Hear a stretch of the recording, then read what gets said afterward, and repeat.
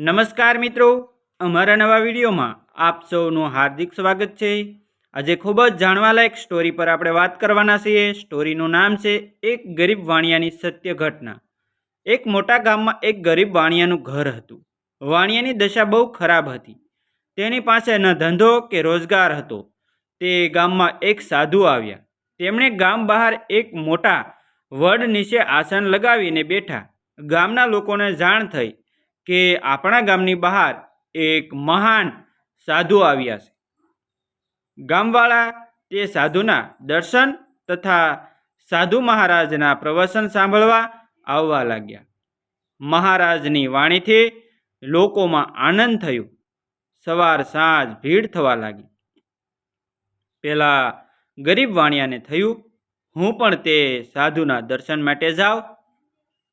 સાધુની જ્યાં બેઠક હતી ત્યાં આવી મહારાજને નમન કરી દૂર જઈ બેઠો। સમય થતાં ગ્રામજનો સૌ પોતપોતાના ઘરે ગયા, પરંતુ વાણિયો બેસી રહ્યો। બપોરની વેળા થઈ। મહારાજની નજર દૂર બેઠેલા વાણિયા ઉપર પડી। તેમણે ઈશારો કરી પાસે બોલાવ્યો। વાણિયો નજીક આવી નમન કરી હાથ જોડી અને બેઠો। સાધુ બોલ્યા, ભાઈ, સૌ ઘેરે ગયા, તમે કેમ બેસી રહ્યા છો? વાણિયો બોલ્યો, મહારાજ, મારા જીવનમાં દુઃખ અને દુઃખને દુઃખ જ છે। સુખ કોને કહેવાય તે મને ખબર નથી। ઘેર કોઈ કામ ના હોવાથી બેઠો છું। મહારાજને દયા આવી। તેમણે પોતાના તપના બળે સમાધિ ચડાવીને વાણિયાનું દુઃખ જોયું। સમાધિમાંથી ઉતરીને મહારાજ બોલ્યા, બેટા, ખરેખર તારા જીવનમાં દુઃખ છે, પરંતુ બેટા, હું તને મારા તપના બળે તારા જીવનમાં 5 વર્ષ સુખના આપવા માગું છું। બોલ, તારે અત્યારે સુખ લેવું છે કે ગડપણમાં? વાણિયો બોલ્યો, મહારાજ, જો આપ દયા કરતા હો તો 5 વર્ષ સુખ અત્યારે આપો, કારણ કે દુઃખ તો મેં બહુ વેઠ્યું। હવે સુખ આપો, પાછળ તો દુઃખ વેઠી લઈશ। સાધુ બોલ્યા, જા, આજથી તું જે કરીશ તેમાં તું સફળ થઈશ। આ સાંભળી વાણિયાની હોશ વધી। ઘેર આવી વધી ઘટી ઘર વખરી બજારમાં વેચી। તે પૈસાથી સામાન લઈ બજારમાં વેપાર કરવા બેઠો।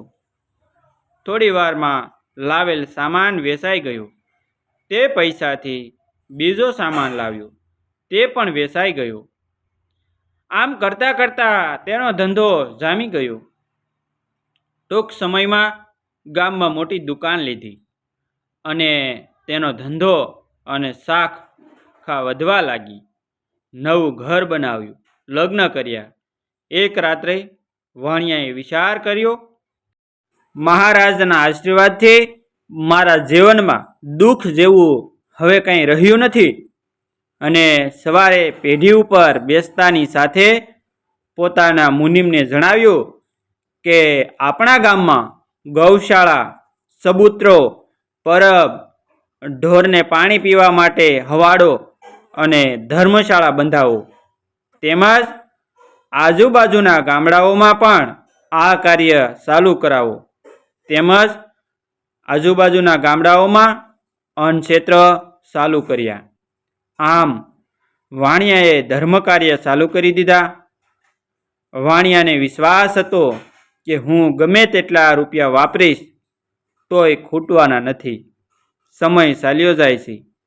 વાણિયાના ઘેર દીકરાનો જન્મ થાય છે। આમ સુખમાં 5 વર્ષ પૂરા થવા આવે છે। એટલામાં ત્યાં ફરતા ફરતા 5 વર્ષ પહેલા આવેલા સાધુ ફરીથી એ ગામમાં આવ્યા। લોકોને આ જાણ થવાથી તે સાધુના દર્શને આવવા લાગ્યા। આ વાત ધીમે ધીમે જાણતા વાણિયાને જાણ થઈ। પોતાના પરિવાર સાથે મહારાજના દર્શન કરવા આવ્યો। આવી મહારાજના શરણોમાં માથું નમાવી પગે લાગ્યો। મહારાજે વાણિયાને ઓળખ્યો. બોલ્યા, કેમ ભાઈ, મજામાં ને? વાણિયો બોલ્યો, આપની કૃપાથી કોઈ ખોટ નથી અને હવે સુખના સારા અને મારા 5 વર્ષ પૂરા થવા આવ્યા છે. આપની કૃપાથી મેં જીવનના બધા સુખ ભોગવ્યા છે. હવે દુઃખ આવે તેની મને ચિંતા નથી.